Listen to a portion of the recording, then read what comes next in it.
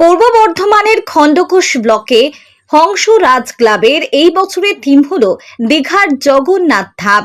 দীঘার জগন্নাথ মন্দিরের আদলে তৈরি করা হয়েছে প্যান্ডেলটি এবং জগন্নাথ দেবের আদলেই তৈরি করা হয়েছে দেবী দুর্গাকে।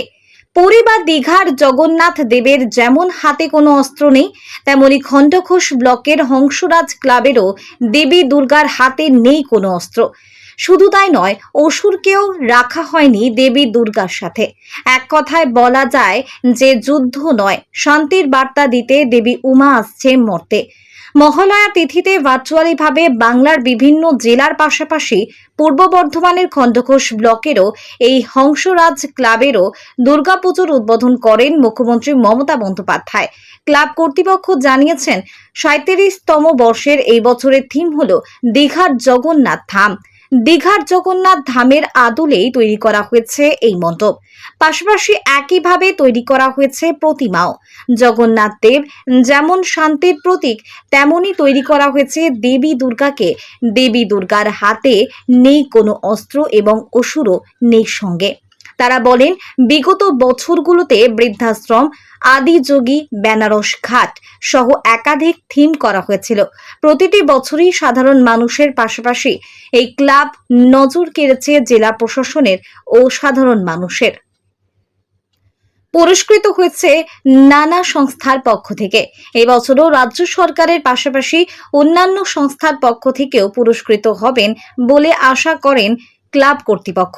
তবে 7 লক্ষ টাকা বাজেটের মুখ্যমন্ত্রীর অনুপ্রেরণায় দীঘার জগন্নাথ ধাম দেখতে খণ্ডঘোষ ব্লকের হংসরাজ ক্লাবের যে উপচে পড়া ভিড় হবে সে বিষয়ে কোনো সন্দেহ নেই বলে জানান। আমাদের ক্লাবের নাম হংসরাজ ক্লাব, ঠিক আছে।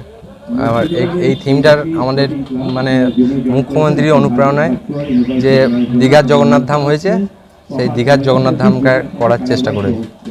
কত বছর এবছর? 37তম বর্ষ। এর আগে কি থিম করা হয়েছিল? এর আগে আদিযোগী হয়েছে, বেনারস ঘাট হয়েছে, বড় দুর্গা হয়েছে 40 ফুটের, মা থিমকে নিয়ে বৃদ্ধাশ্রমের থিম হয়েছে। দেবীকে দেখা যাচ্ছে অসুর নেই এবং কোনো অস্ত্র নেই। যেহেতু জগন্নাথের আদলে করার চেষ্টা হয়েছে মূর্তিটা, সেহেতু কোনো অস্ত্র নেই আর জগন্নাথের স্টাইলেই ঠাকুরটা করা হয়েছে। অসুর থাকবে না? অসুর থাকবে না, মহিষাসুর আছে। হ্যাঁ, যেহেতু রণমূর্তি আমরা চাইছি না এখানে জগন্নাথ মন্দিরে, সেহেতু আপনার এরকম করা আছে ঠাকুরটা জগন্নাথ স্টাইলে। থিমটা কি বললে? দীঘার জগন্নাথ মন্দির। ক্লাবের নাম না, ক্লাবের নাম হংসরাজ ক্লাব। বাজেট কত? আনুমানিক 7-এর কাছাকাছি, 7 লাখের কাছাকাছি। প্রতিমা শিল্পী কোথাকার আর থিম শিল্পী কোথাকার? প্রতিমা শিল্পী আমাদের গ্রামেরই, পবিত্র পরামানিক।